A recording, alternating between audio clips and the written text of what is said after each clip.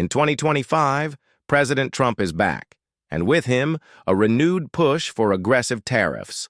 From China to Mexico, Europe to Canada, Trump is threatening new taxes on foreign goods, all under the banner of putting America first. But are these tariffs part of a strategic economic overhaul, or a political gamble that could backfire on American consumers and global stability? Let's break it down. A tariff is a tax placed on goods that are imported into a country. The idea is to make foreign products more expensive, giving domestic companies a better shot at competing. For example, if the U.S. puts a 20% tariff on imported steel, American-made steel suddenly becomes more attractive to buyers.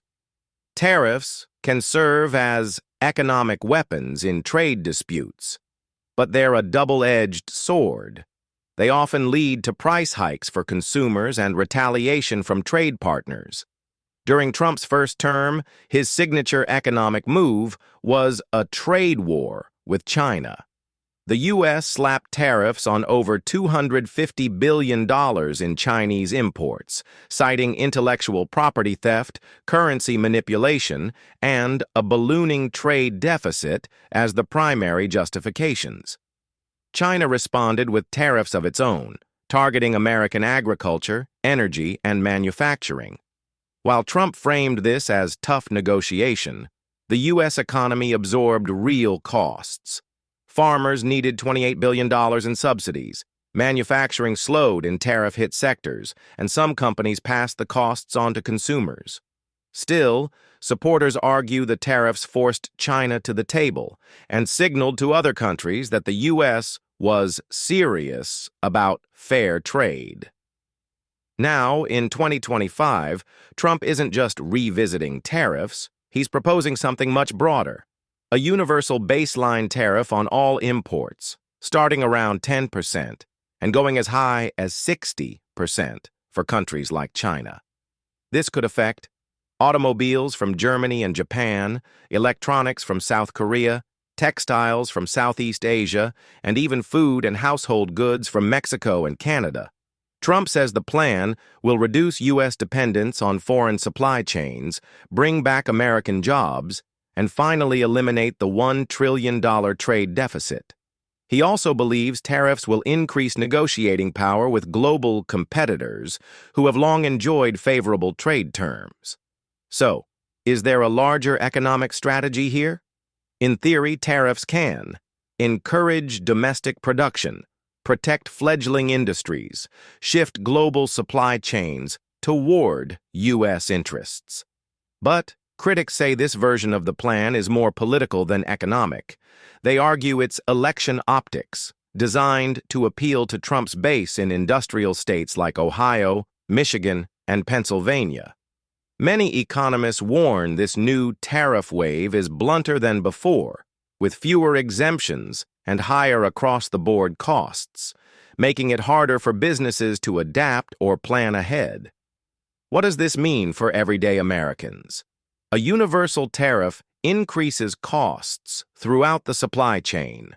Retailers will face higher prices for goods, and they'll pass that burden on to consumers. If you're buying a new smartphone, a washing machine, imported groceries, or even an electric vehicle, you could see noticeable price increases. In fact, during Trump's first term, one estimate from the Tax Foundation suggested that tariffs cost the average American household around $1,200 per year in increased prices.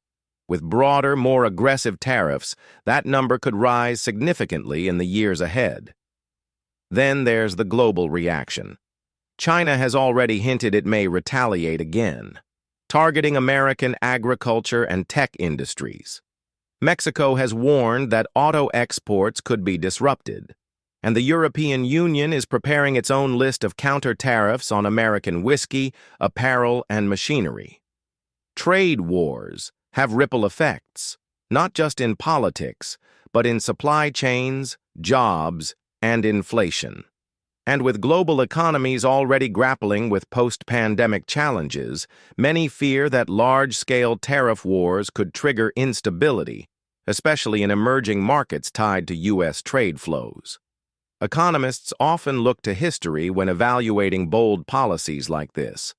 One famous example is the Smoot-Hawley Tariff Act of 1930, a sweeping protectionist law that raised tariffs on over 20,000 imports.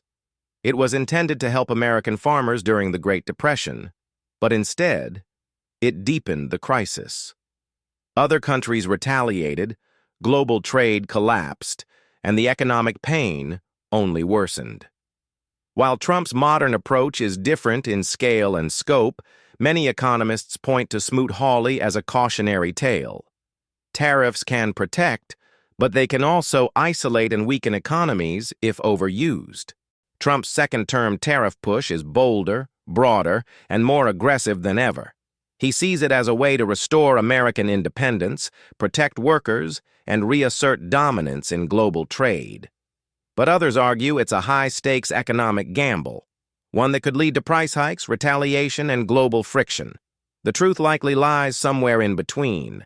Tariffs are tools, not silver bullets. Used carefully, they can create leverage. Used recklessly, they can ignite backlash. As Trump rolls out his new economic agenda, the world will be watching, and Americans may feel the effects every time they visit the store. Thanks for watching Politics Daily, where we break down the headlines without the spin. If you found this useful, give us a like, hit subscribe, and let us know in the comments. Do you support Trump's tariff strategy, or do you think it's too risky for the U.S. economy? More videos on the way. Stay informed. Stay sharp. See you in the next one.